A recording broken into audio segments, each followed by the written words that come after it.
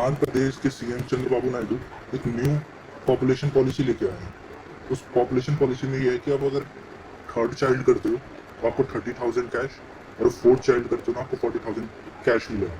अब ये पॉलिसी ये लेके क्यों आए हैं, आपको थोड़ा और भी सेंस कर रहा होगा ऐसी पॉलिसी क्यों लेके आए हैं, क्योंकि हम पिछले कई सालों से family planning, small families, good family पे बात करते हुए आ रहे हैं। तो उसका रीजन ये है, ये डिस्कशन देख सकते हो कि 1990s में हम किस चीज़ पे बात कर रहे थे और आज हम 2026 में किस चीज़ पे बात कर रहे हैं। हम उस समय एक फैमिली प्लानिंग पे बात कर रहे थे, पॉपुलेशन कंट्रोल मेजर्स पे बात कर रहे थे, स्मॉल साइज पे बात कर रहे थे। आज cash for third child, children are assets, ये इन्होंने अपनी स्पीच में कहा है कि there was a time when I worked heavily for family planning but today children are assets. तो उसका मेन रीजन ये है, अभी आंध्र प्रदेश की करंट फर्टिलिटी रेट है 1.5। एक सोसाइटी को पॉपुलेशन रिप्लेसमेंट के लिए 2.1 की फर्टिलिटी रेट चाहिए होती है।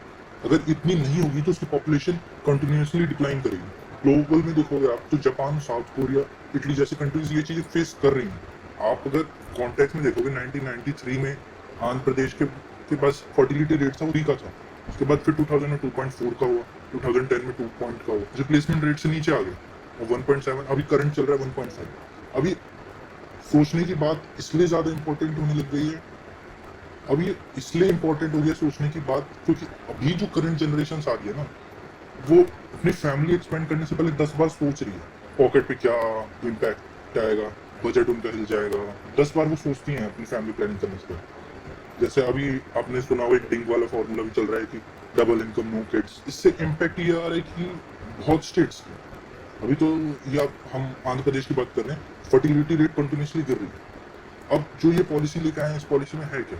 पॉलिसी में ये है कि 30,000 for third child, 40,000 for fourth child, उसके साथ साथ 1,000 for up to 5 years nutrition के लिए पर मंथ मिलेगा बच्चों को। फ्री एजुकेशन तो हर स्टेट क्लेम कर देते हैं।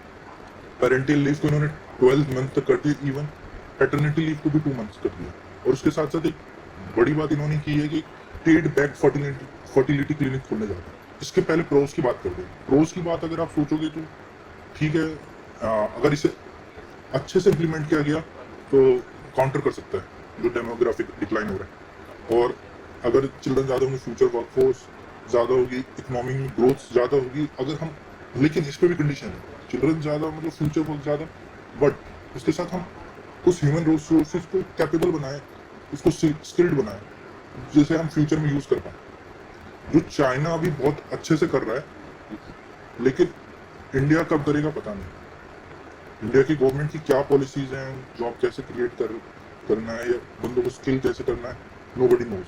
कॉन्स की बात करूँ तो एक मेजर इम्पैक्ट सोसाइटी पे ये डालेगा कि जिनके पास तो जो फैमिली अफोर्ड कर सकती है मोर किड्स, उनके लिए तो बेटर है। अगर जो फैमिली अफोर्ड नहीं कर पा रही है ज़्यादा किड, अगर उन्होंने इस कैश प्राइस के चक्कर में कर दिया तो ये तो स्टेट को एक पॉवर्टी की तरफ ले जाएगा। अगर आप लॉन्ग रन में देखो तो इसका इन्वायरमेंट इम्पैक्ट भी पड़ सकता है। आप स्टेट को पे एक बर्डन की तरह आना शुरू हो जाएगा। फिजिकल बर्डन आएगा, फाइनेंशियली बर्डन आएगा स्टेट के पास। लेकिन अब मेरे को तो इस चीज में ये लग रहा है कि नेताओं ने तो चलो बना दी, इसके पीछे जो ब्यूरोक्रेट्स है उन्होंने भी क्या 10% अपना दिमाग नहीं लगाया क्या? हम इस पॉलिसी से बेटर अगर ऑल्टरनेटिव अप्रोच ये लगा सकते थे, या तो हम पहले तो अवेयर कर लोगे कि चिल्ड्रन, सोसाइटी को बताएं कि पहले भी बच्चों को बर्डन नहीं माने।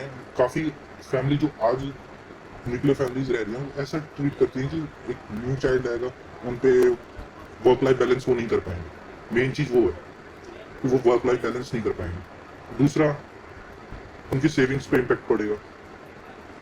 मेजर चीज़, खर्चे ज़्यादा बढ़ेंगे तो शायद वो खर्चे मैनेज ना कर पाए। इन सारी चीज़ों को अवेयर करने के लिए तो हमें उनके लिए एक प्रॉपर कॉन्सल्टेशन रखना चाहिए दोस्तों कि कैसे वो अपना वर्क लाइफ बैलेंस करें। उसके साथ साथ हम थोड़ा सा टैक्स कम करें, स्पेशली बच्चों से रिलेटेड एजुकेशन टैक्स और हेल्थ पे जो भी टैक्स लग रहा है उसको कम करें। उसके साथ मार्केट में एक बैलेंस लाना चाहते हैं तो हमें एक रियल स्टेट पे भी कंटिन्यूसली इसके प्राइस पे भी काम करना पड़ेगा। आज रियल स्टेट का प्राइस कंटिन्यूसली बढ़ता जा रहा है। इसको कंट्रोल करने के लिए either we have to provide a home loan at a very low interest rate. मेरे को तो इस अप्रोच ही नहीं समझ आ रही है। अगर ब्यूरोक्रेट्स जो पीछे बैठे हुए हैं, पॉलिटिशियन का क्या, पॉलिटिशियन को जस्ट सपोर्ट वोट बैंक करने के लिए कुछ भी कर सकते हैं। ब्यूरोक्रेट्स बैठे हुए हैं, उनको उनको इसके कॉन्स पे भी तो ध्यान देना चाहिए।